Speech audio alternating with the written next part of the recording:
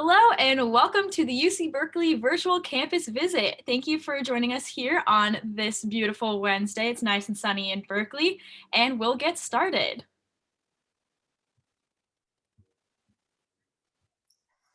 My name is Kara, and I'll be your moderator for today. I use the she, her, and hers pronouns.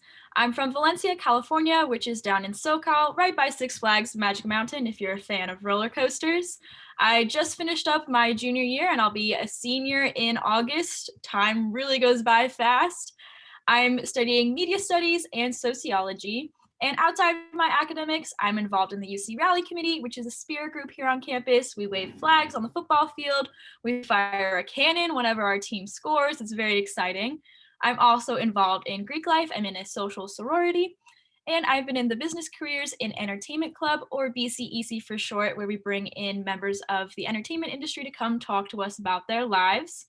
I'm also a lifeguard on campus and have an off-campus internship at a wine PR company. And I'm a Trader Joe's crew member, so if you need groceries while you're in Berkeley, come say hi to me. Just a little bit of housekeeping for our tour today. This is a 45-minute presentation, and you can type any and all of your questions that you have into that Q&A function that you'll see on your screen.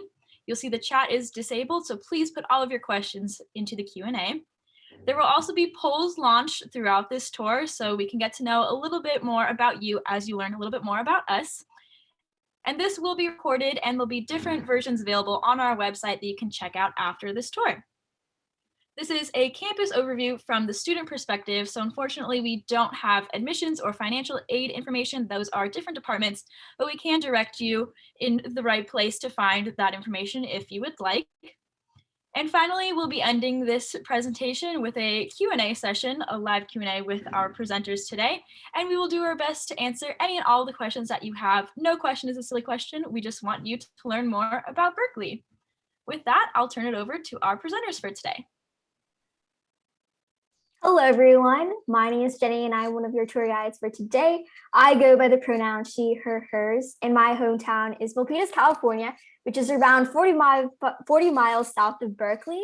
I just finished my first year at UC Berkeley, so I'll be like an incoming freshman. I'm majoring in environmental economics and policy, and I recently picked up a minor in data science. Some of the things that I am involved in at Berkeley include the Association for Socially Responsible Business, which is a student organization interested in the intersection between positive social impact as well as sustainability in business. I'm also part of Berkeley's Environmental Economics and Policy Students, Cal's Hiking and Outdoor Society, as well as the Vietnamese Student Association. So if you have any questions about any of these organizations, feel free to leave a question in the Q&A section. Hi guys, I'm Cindy and I'm your other tour guide for today along with Jenny. I go by the she, hers pronouns and my hometown is Cincinnati, Ohio. So shout out to anyone who might be joining us from the Midwest. Although a couple years ago, my family actually moved over to the Bay Area, specifically in Redwood City. I also just finished up my junior year, heading into my final year at Cal. Time flies. I am pursuing a double major in Media Studies and Psychology, and also earning a certificate in Entrepreneurship and Technology. Outside of academics and giving tours here, I am an alto in an a cappella group where we sing every Thursday under the beautiful Sather Gate for students who pass by in between classes. And we also host biannual concerts, put on gigs, and the like. I'm also part of a student-run consulting group where we connect with startups to Fortune 500 companies across the US to solve business problems that they face. And I'm involved in the Christian fellowship community at Cal, and that has been a huge source of family and belonging for my time in college. And so if you have any questions about those communities, definitely feel free to ask questions in the chat. I'm very excited to meet all of you. Yeah, we're super excited to have everyone here today. So welcome to Berkeley. You'll see a poll popping up, just getting a sense of who you are so you can tailor this tour to you. So looking at here, some of the images here, really things that really embody UC Berkeley. There's a lot of spirit and athletics going on.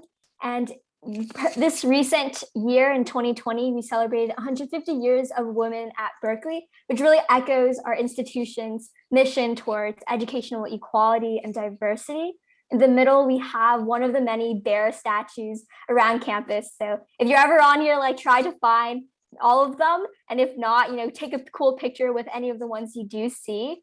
And on the top right, you have an image of some students hanging out in this big grassy area called Memorial Glade in the middle of campus. And if you walk around, you'll see students sunbathing, studying, taking a nap, playing frisbee, so many things going on here. And if you just sit around, you can see all our beautiful buildings, some modern, some really old Roman Greek styles. So I definitely recommend visiting and checking out this big grassy area.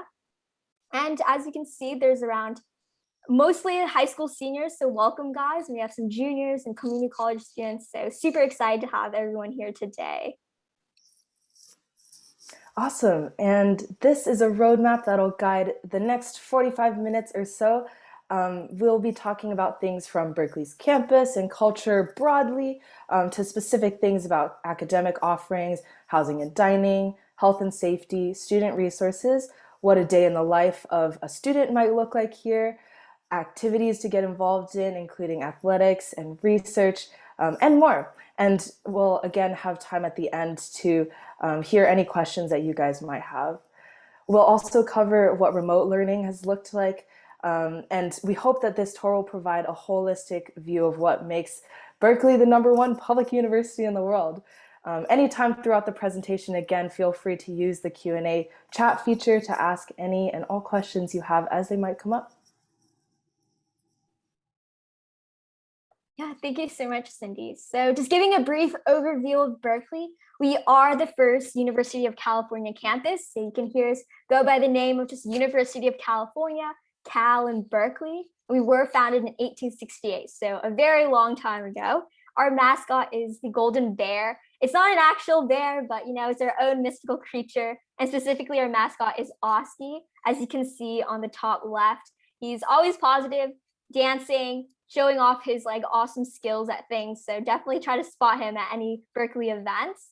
And for our campus size, we are a public university. So there's over 30,000 undergraduate students, as well as over 11,000 graduate students. But they do say you can't make a smaller campus bigger, and you can find your community, like a small community, at a larger campus. So I definitely love that about Berkeley.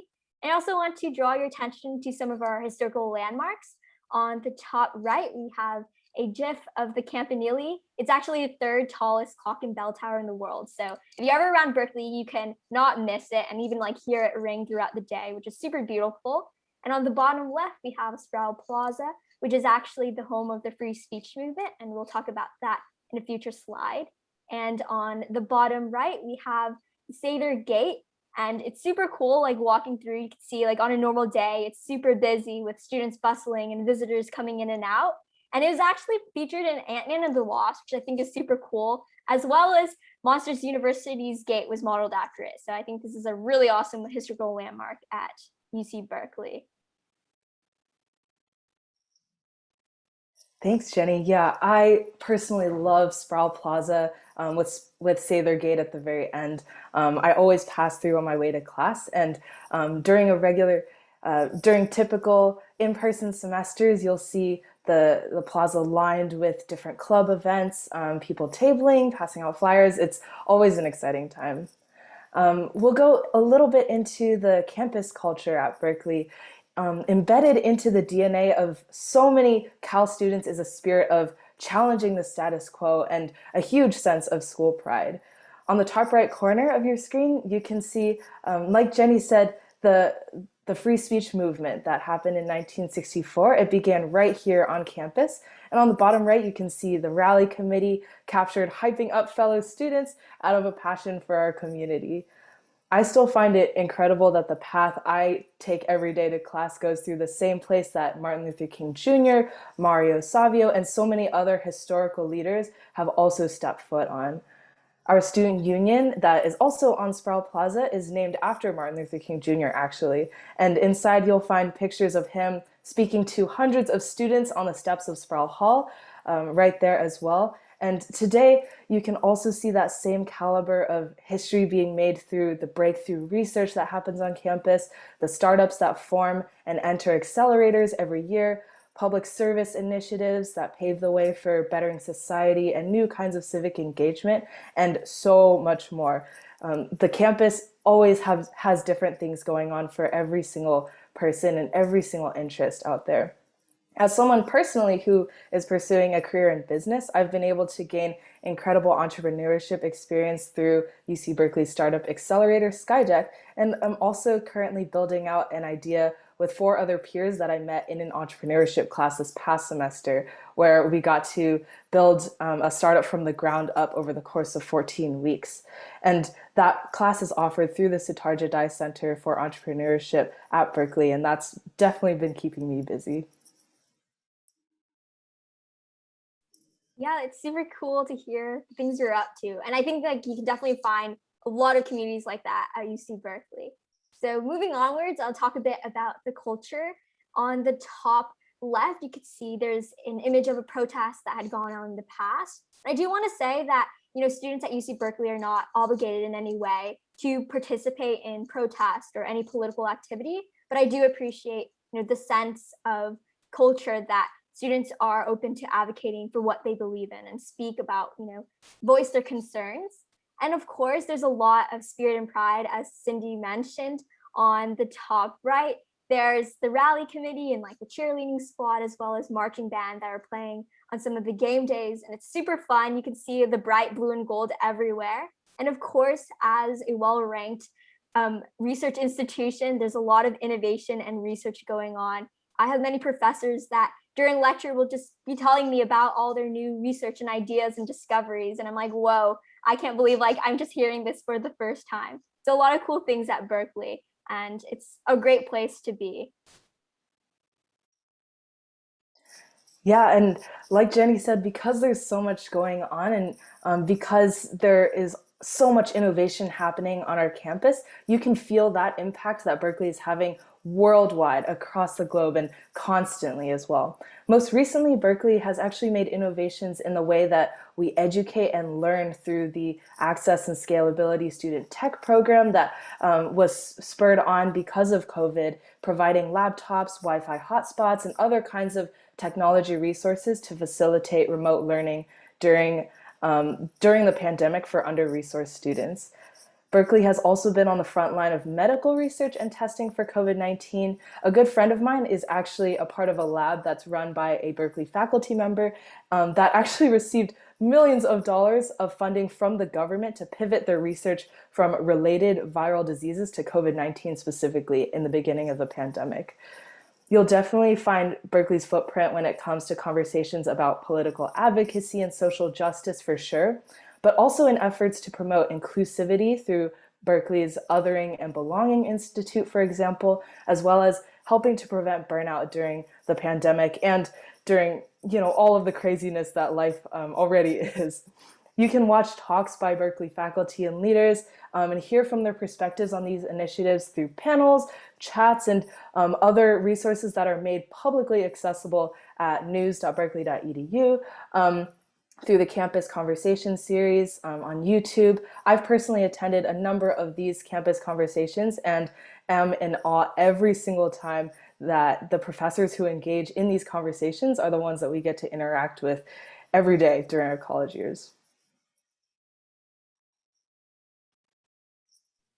Yeah, thanks, Cindy. So moving onwards, we're going to jump right into academics. But before that, please fill out our poll just to get a sense of what you are interested in. And feel free to select multiple if you're interested in multiple things, which is super awesome. So our undergraduate colleges, there are 5. There's the College of Letters and Science, which is the largest at UC Berkeley. There's the Rolzer College of Natural Resources, the College of Environmental Design, the College of Chemistry, and the College of Engineering. I do want to mention that you are allowed to transfer between colleges or even apply directly. However, specifically for the College of Chemistry and the College of Engineering, they're a bit more impacted. So if you're interested in these 2 colleges, please apply directly in the major that you're interested in. However, it is definitely not impossible to transfer between any of these colleges. Nice. With that said, we'll go right into exploring all of the undergraduate colleges that we have at Berkeley. It seems like a lot of you guys are interested in the social sciences, which is super exciting because that's exactly where I fall, as well as humanities. I see a lot of people interested in engineering. We'll be sure to talk about that as well later on. But we'll start with the College of Letters and Sciences. This is my favorite college because it's my home college to both media studies and psychology. It's also home to 3/4 of the undergraduate population, making it the largest undergraduate college. Within this college are 5 divisions, and within each of those divisions are over 80 different majors total to explore and choose from. My favorite part is actually the breadth requirements that are offered through the letters and science that encourage each student to explore topics in each of these 5 divisions and beyond. During my sophomore year, because of these breadth requirements, I took an Intro to Astronomy course where the professor had us use the telescope at the top of the astrophysics building on campus to make observations about the planets in the sky over the course of the semester. And I think to this day, getting to see the rings around Saturn probably made for my favorite homework assignment in college thus far.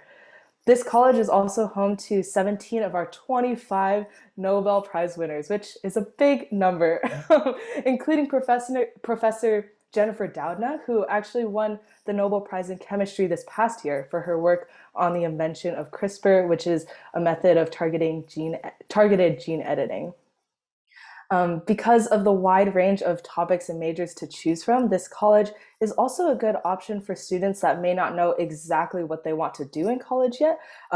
Yeah, and if you are like that, you are just like me. And the letters in science provides a lot of flexibility in exploring and switching between majors. I personally discovered media studies while I was a sophomore at Cal and found it through an intro course that was offered here and have stuck with it ever since. Yeah, having taken some classes in the College of Letters and Science, I love that college too. There's like so much going on. There's so much to learn in like different branches. But moving onwards, we have the Rouser College of Natural Resources, which is actually my college. So I love this college. There's obviously like an environmental focus, but really it tackles environmental issues from a multitude of areas, including biological science. There's ecosystem management, as well as interdisciplinary studies where students can find their area of concentration that they want and get help from advisors and professors to really get the degree that they hope to use someday and to do things that they really want to. And there's obviously social sciences as well. And in my major, there's economics and policy, which I've definitely been enjoying, just understanding about the natural resource management and the sides of supply and demand in regards to natural resources. And the focus in the Rouser College of Natural Resources centered around sustainability and social justice. What I love about this college is really finding the root issues in the issues around the world and finding, what we can do as a community to make a bigger impact. Therefore, like our motto is see the bigger picture and make a better world, which I absolutely love. And I want to draw your attention a bit to some of the images on the screen here. On the top left, there's some students doing restoration on Strawberry Creek, which is this creek that runs through campus. And it's a nice little environmental touch on the UC Berkeley campus. And there's a lot of research going on as well, as you can see on the top right. And a lot of cool new buildings for students to do their research and really enhance their field.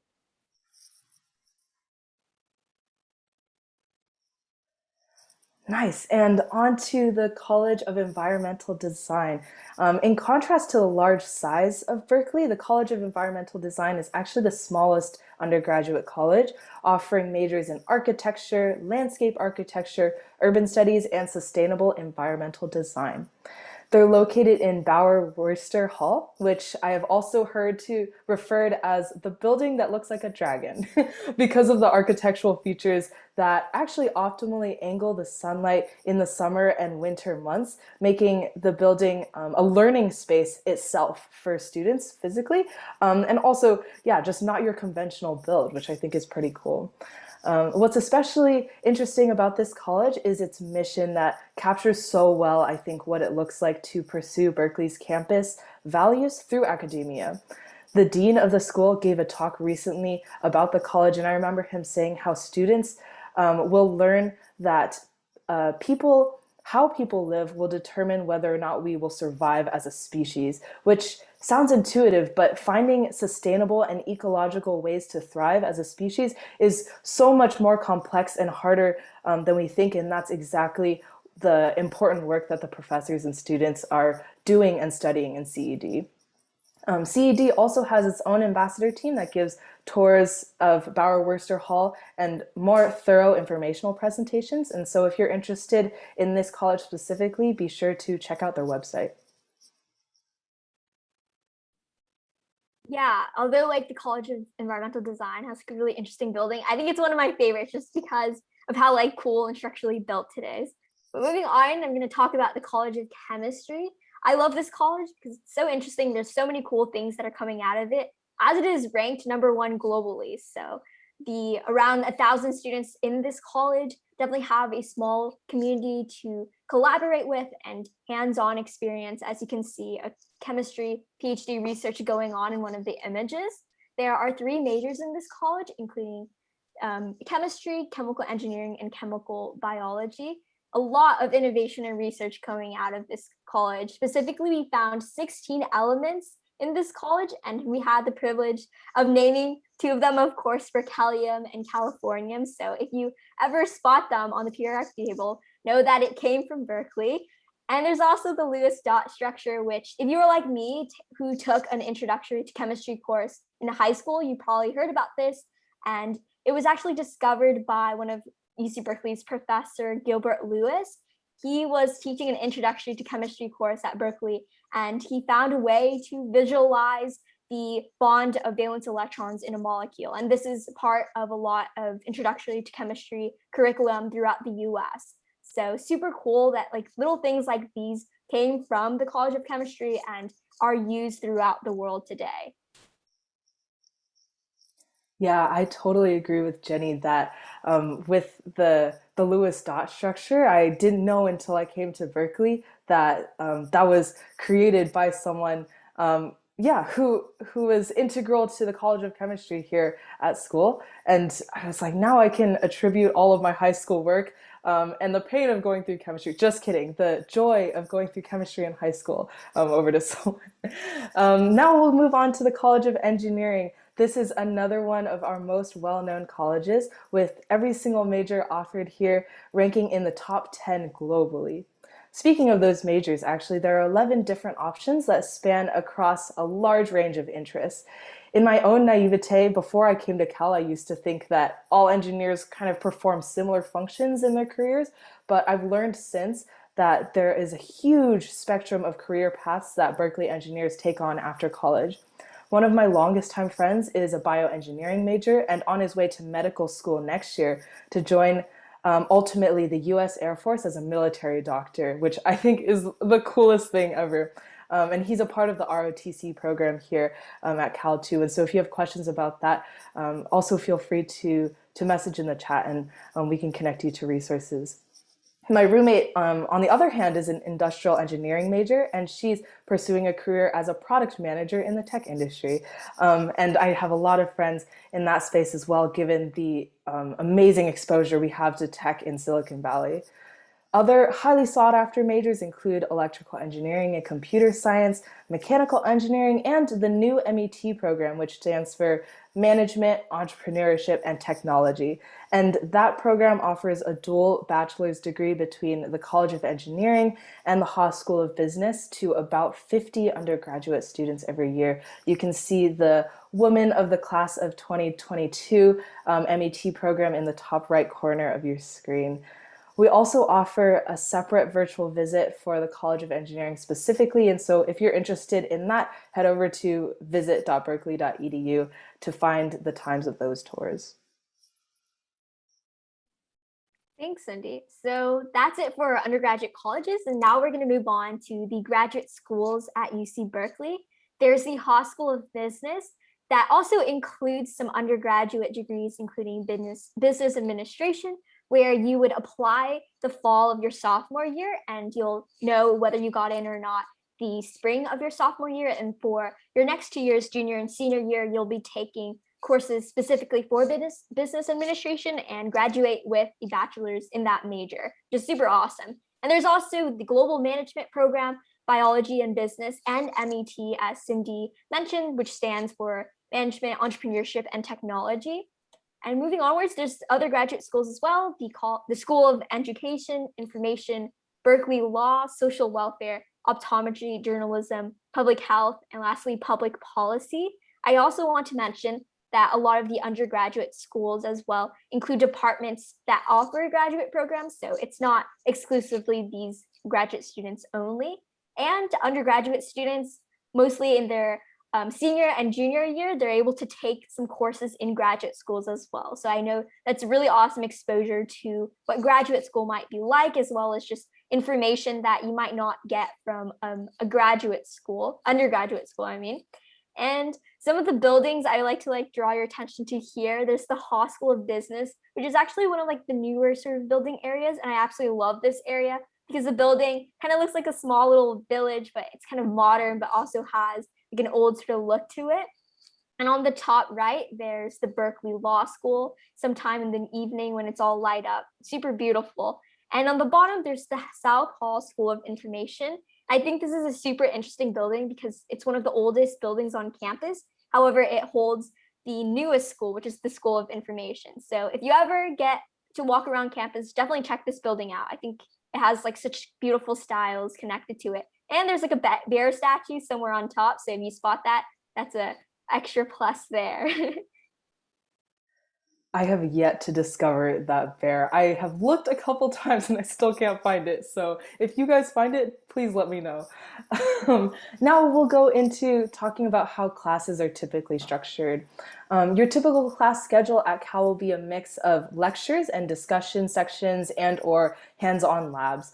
Any classes with more than 250 students are supplemented with discussion sections where you can get one-on-one help from graduate student instructors or GSIs with anything you learn in lecture, any additional practice problems and the like, which in my experience has been really beneficial in mitigating any challenges from being in a large lecture hall. Both GSIs and professors are also required to host office hours every week to make themselves available for students to drop in and ask any questions, hear more about their research, talk about graduate school and life. My graduate student instructor in a psychology class I took this past semester sat down and talked with me for an hour about her graduate school journey, and I thought that was the coolest thing. So yeah, they are definitely accessible. That said, our student to faculty ratio is actually 19:1, and over 80% of our classes are fewer than 50 students, making for a much more intimate learning environment than most people expect in a public school. In my first semester at Cal, I actually took a general writing class that's required for all students in the College of Letters and Science, and this intro class was only with 16 other students, and that proved to be an awesome experience in my first semester as a freshman, getting to know other peers around me, as well as over the course of the semester, getting to talk to them through discussions and debates, and yeah, getting to know their perspectives really well. Actually, one person that I met in that class is my roommate now, so that's pretty cool. Outside of office hours, discussions, and labs, there are also many supplemental learning resources like the Student Learning Center, individual advising, peer advisors if you need an essay proofread, help on a problem set, or anything in between. Yeah, I'd agree with you, Cindy. I love office hours and being able to speak to graduate student instructors and have conversations about their life and learn about their journeys. I absolutely love that.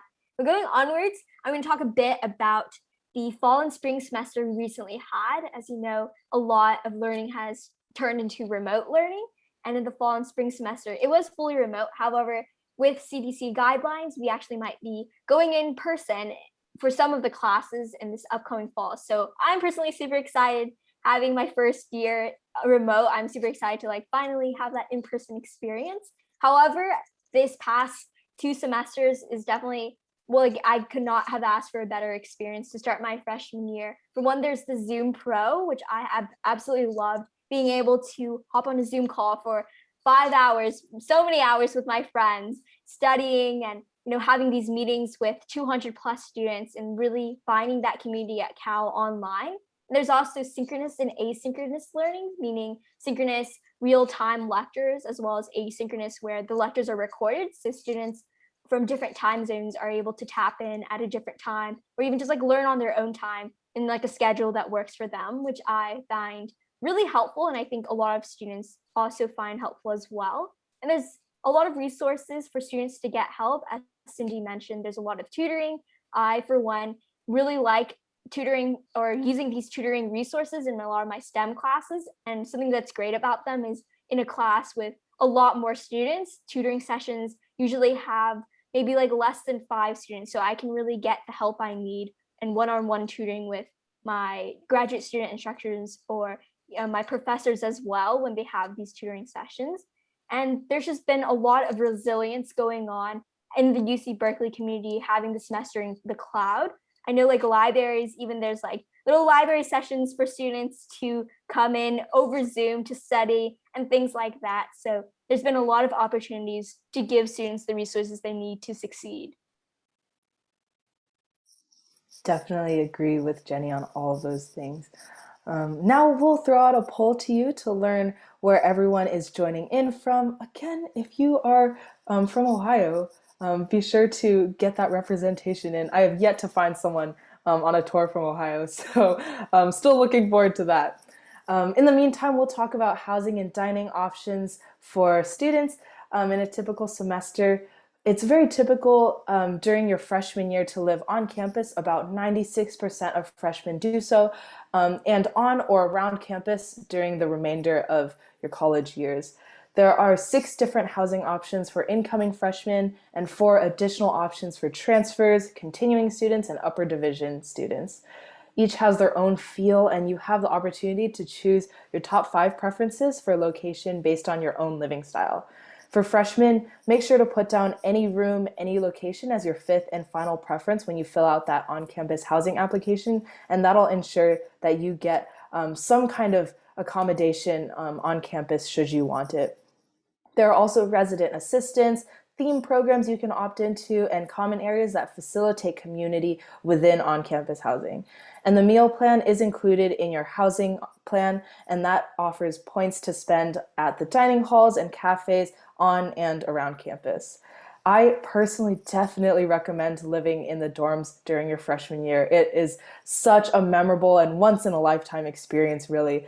And everyone around you, because you all come into college excited, as I remember doing 3 years ago. Everyone is so excited to meet each other, and it's so much fun. If you have the option to live in Unit 1, I highly recommend, because that's where I was.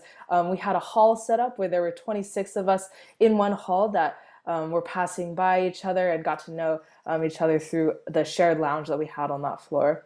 My closest friend group to date actually consists of 3 rooms in our hall, so I couldn't be more blessed with how that turned out for me. And with COVID this past year, all dorm rooms have been converted into singles with social distancing guidelines and COVID testing every 4 days for on-campus students to ensure student safety.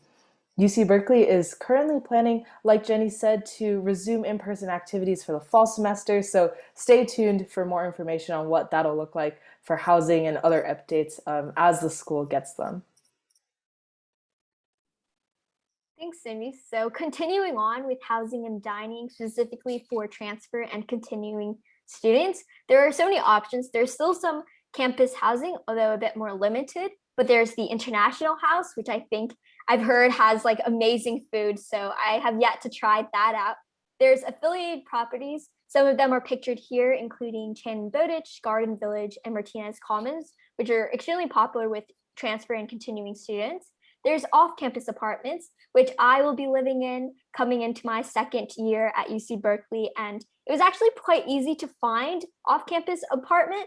And there's so many resources at UC Berkeley as well. A lot of like people in organizations coming in and out, they'll like let you know if they have like an opening. And I really like this option because you can find something that fits your needs and is best suited for you.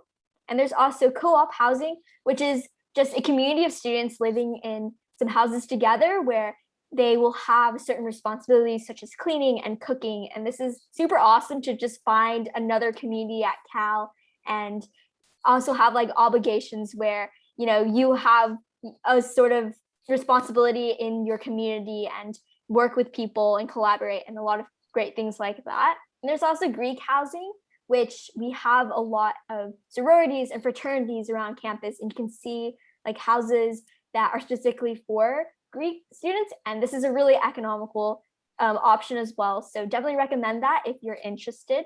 And there's meal options available for transfer and continuing students, not only for first year students. And this again is a great option if you don't like to cook or you just don't feel like you have the time with workloads and things like that. So also recommend that one. And there's the Cal Housing website, which is extremely accessible, just at housing.berkeley.edu. So please check that out if you have any more questions or concerns about housing for transfer and continuing students. Nice. And going on to the university health services that are provided at UC Berkeley, I think if anything, through the COVID pandemic, we realized just how important it is to have a robust system of physical wellness, mental wellness resources available to students. And I think Berkeley does a really incredible job with that. And on the right side of your screen, you can see COVID-19 testing that was made available and free for all students to sign up for at any time.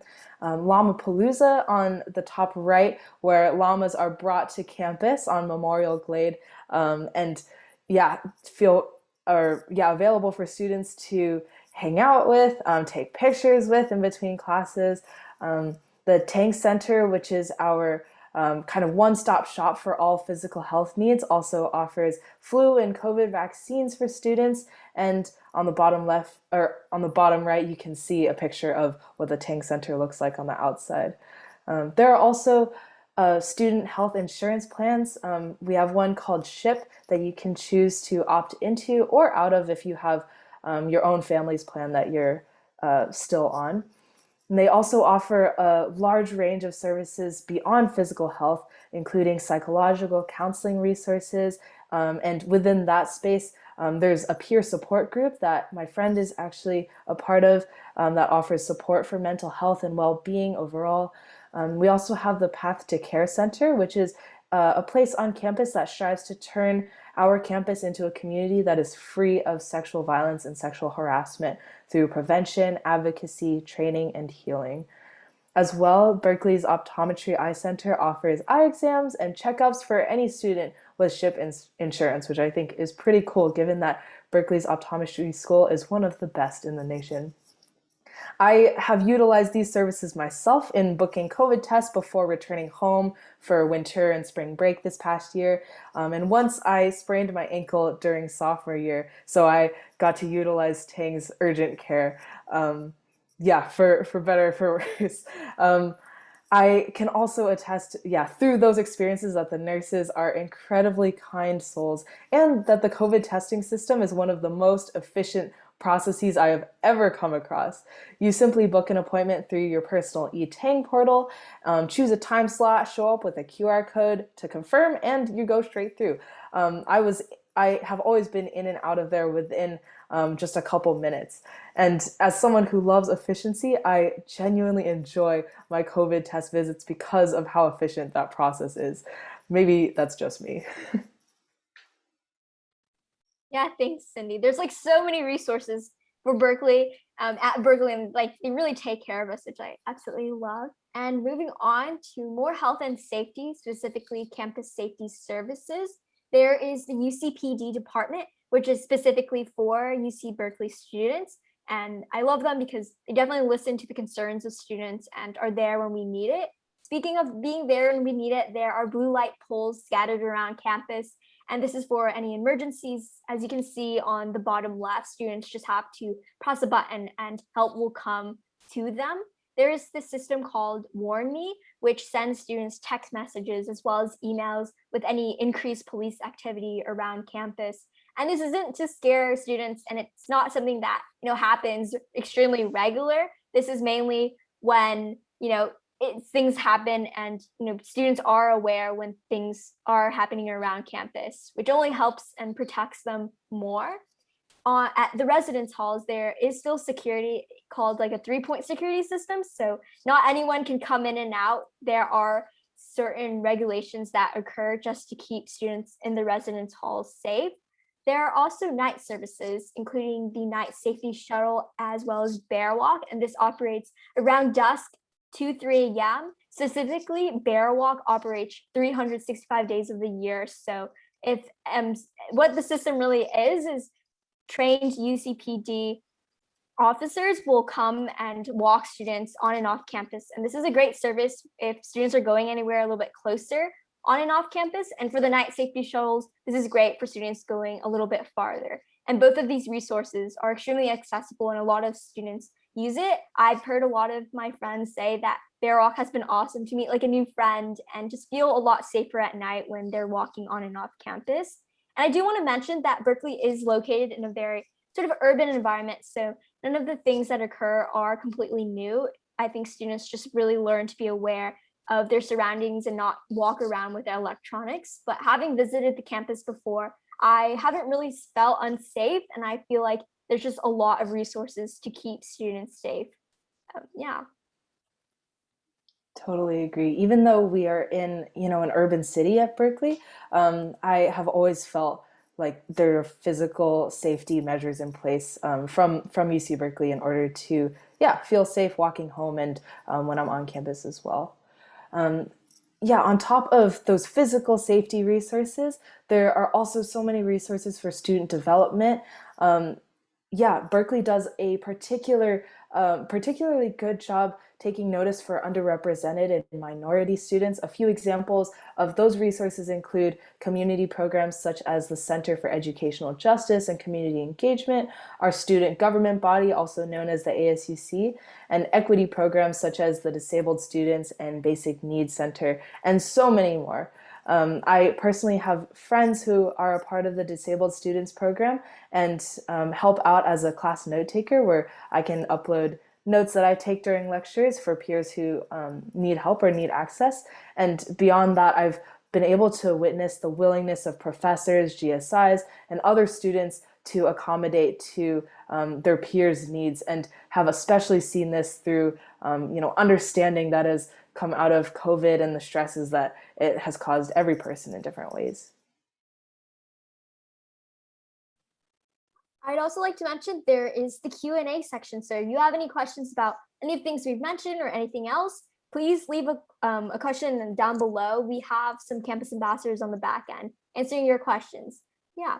So moving onwards, beyond academics, there is a robust student life at UC Berkeley. There's 1,000+ registered organizations. So really, if you have interested in absolutely anything, you'll probably find a community at Berkeley. And if not, it's super easy to even create that community at Berkeley. There are a lot of volunteering opportunities. Something great about UC Berkeley students that I absolutely love is our sense of commitment to making community and even the world a better place. And a lot of this is through volunteer work. And there's also campus employment. Cindy and I are campus ambassadors, which is part of this section. And I absolutely love my job. And there's also the Career Center, which throughout the school year, a lot of career fairs will be held where a lot of alumni or just people from outside organizations and businesses will just come in and give students an opportunity to find an internship or a career in any field available. And there's also a lot of internship opportunities located right in the Silicon Valley and San Francisco area. There's business, there's technology, there's medicine. There's just so many opportunities for whatever niche you're looking into.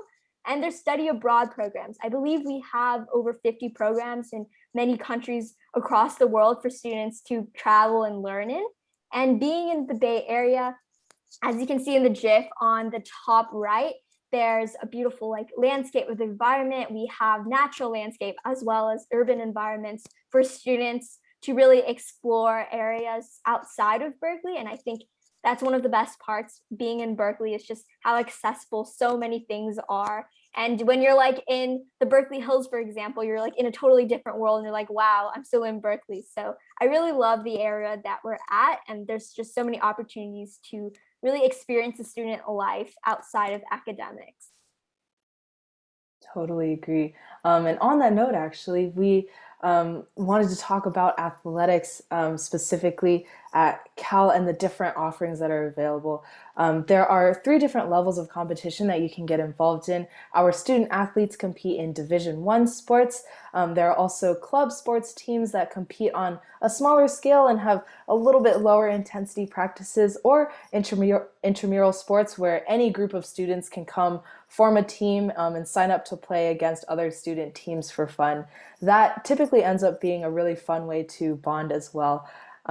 We also have incredible facilities that house each of these levels of activity, from our football team's memorial stadium to our basketball team's Haas Pavilion to the RSF that functions as a public gym that's open to all students for free. The RSF also holds group classes like yoga, cycling, kickboxing, and so many more for students to attend at any time. I personally want to try out the cardio dance group class when we're back in person. And one thing that we're most proud of as Cal Bears is the Olympic medalists that our athletes have gone on to win, 207 in total. From Missy Franklin in swimming to Alex Morgan in soccer, you'll likely catch a golden bear at every Olympic Games, including this upcoming one in Tokyo. Yeah, I remember growing up and watching the Olympics and hearing that like some of the people are from Cal. I'm like, whoa. Now I go here and like I'm like probably going to be in classes with some athletes that will probably one day be in the Olympics, which I think is absolutely incredible. So moving onwards, we're going to go on to remote resources that have been available for students these past 2 semesters.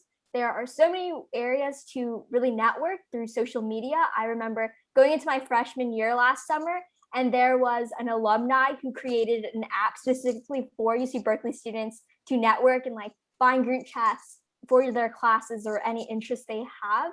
And there's a lot of student groups and clubs that have been able to hold their meetings online. I've met so many cool people just through organizations, and really like the resources with online learning has been very helpful for this as well.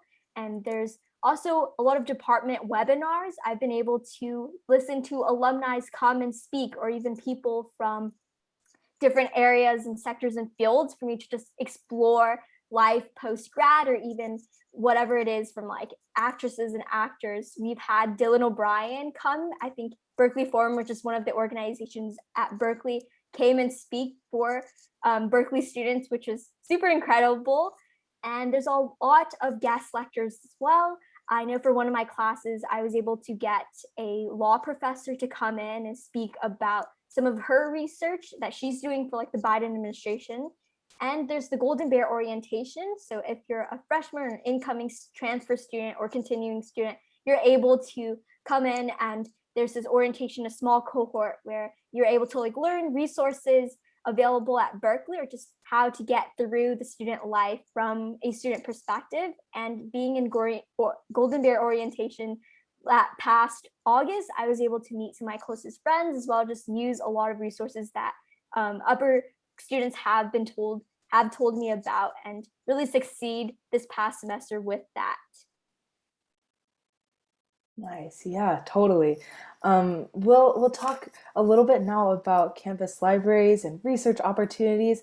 I still think it's wild that we have 24 libraries on campus, and in total, they hold over 13 million volumes of books and resources, both in paper form and online. And I think that is simply just another representation of the resource network that is available to us as students at Berkeley.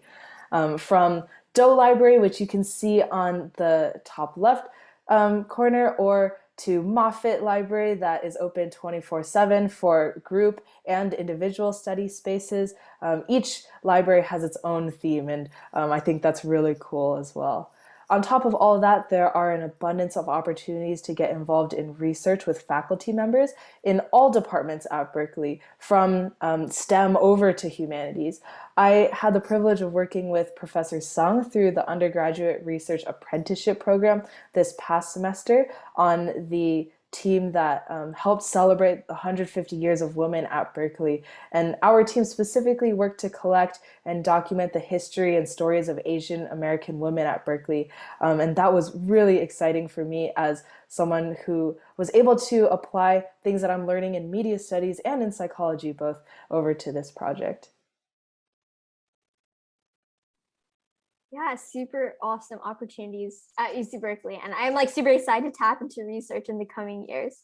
So moving on, we're going to speak a bit about our amazing alumni and professors. On the bottom left, we have Chris Pine and Janisha Adams, who you might have seen in Star Trek and Black Panther, a lot of actors and actresses coming out of Berkeley. You might have used a device from one of our alumni, Steve Wozniak, if you use any Apple products. Super awesome. And as we mentioned, there's a lot of Olympians that have graduated from Berkeley, including Alex Morgan, Missy Franklin, as well as Nathan Adrian.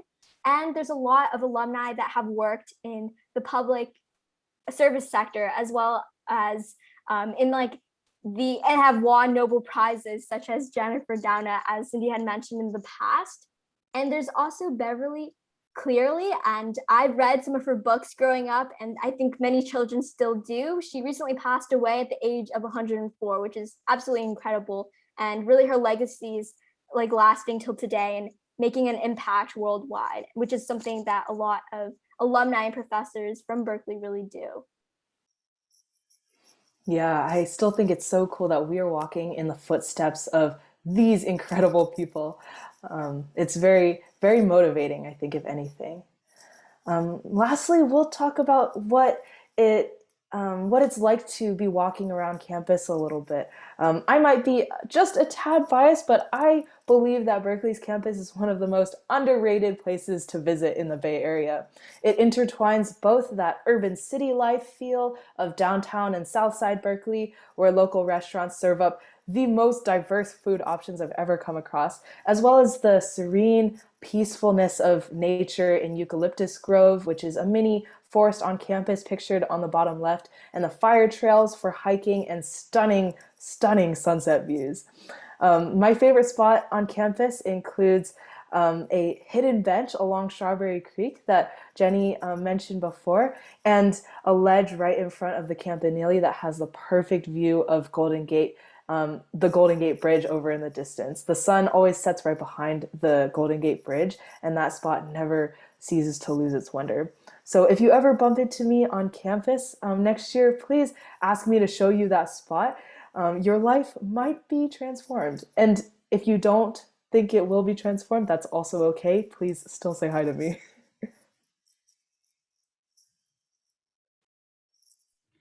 Thank you both for that incredible tour. I know that I learned a lot, and I hope that all of our visitors also learned a lot too. And we'll head into the Q&A session, and we can stop sharing the screen. But our first question is for Jenny.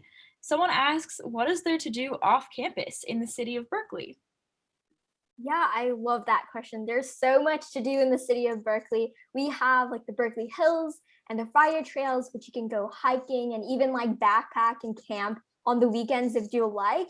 And there's also the urban environment in Berkeley. So there's a lot of small businesses, which I love about Berkeley, and like different cuisines you can try out as well. And a lot of students even just like to, study on the weekends in one of our amazing libraries, or just hang out with their friends on the patchy grass in Memorial Glade.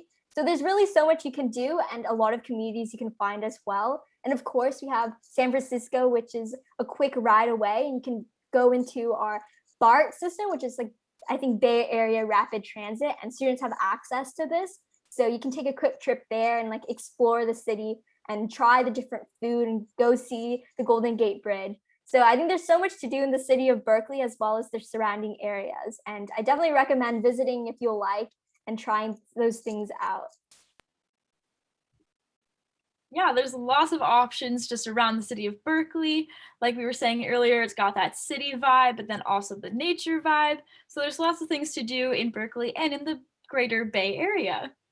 Our next question is for Cindy. How does Berkeley help you find jobs after you graduate? Are there resources for internships or other on-campus work opportunities? Totally. There are so many different resources that Berkeley offers, both to students as a whole, and also just through the alumni network that we have, which is huge given that we have so many amazing people that come through this campus. I'll mention three big resources that I've taken advantage of. One are the career fairs that happen maybe every month or every couple of weeks when we are in person and when we're virtual, where recruiters from different companies will come and talk to students and look for, yeah, ways to connect with students and offer internships, job opportunities that way. And yeah, I've attended some of those and gotten to connect with recruiters, even if I wasn't looking for a job, just to talk and get to know what the corporate world is like and what job opportunities exist out there. Secondly, there's a career center on campus that helps with interview prep, reading resumes, doing mock interviews, answer any kinds of questions on how to prepare for either the recruiting process or your jobs as a whole. And so I definitely recommend taking advantage of those resources.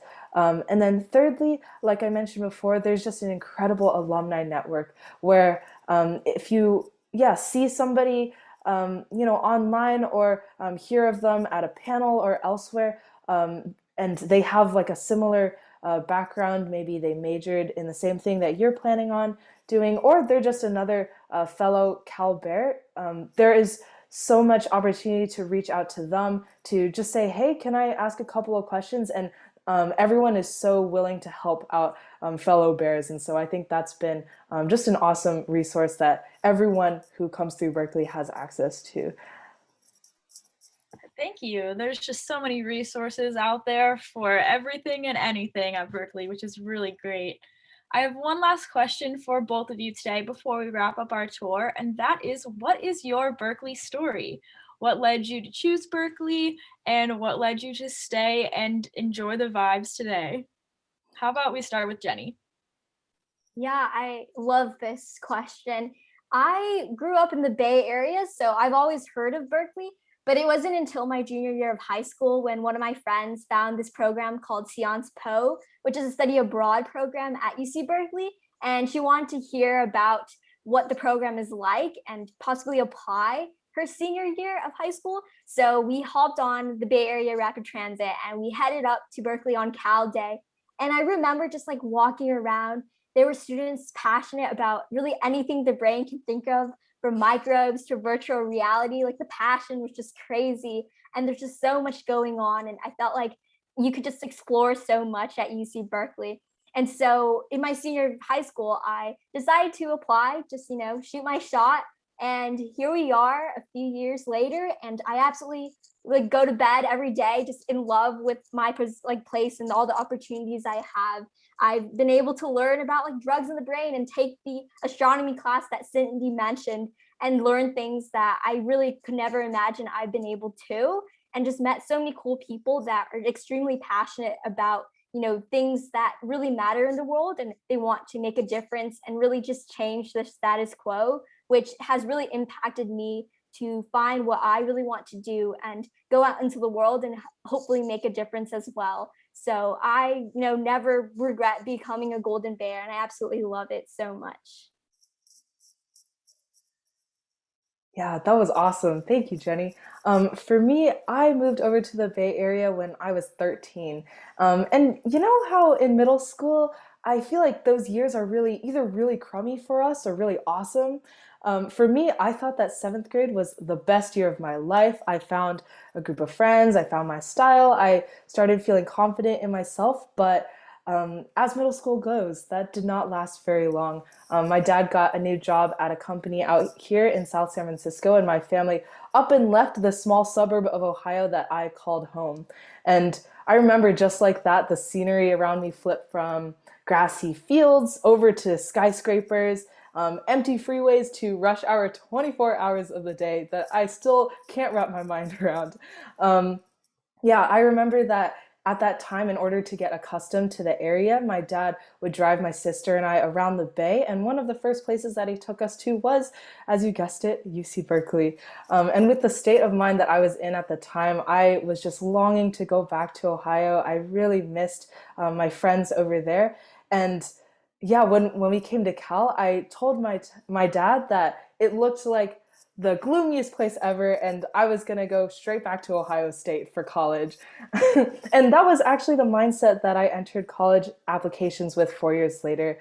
But I only applied understanding, how awesome the curriculum and the programs were here.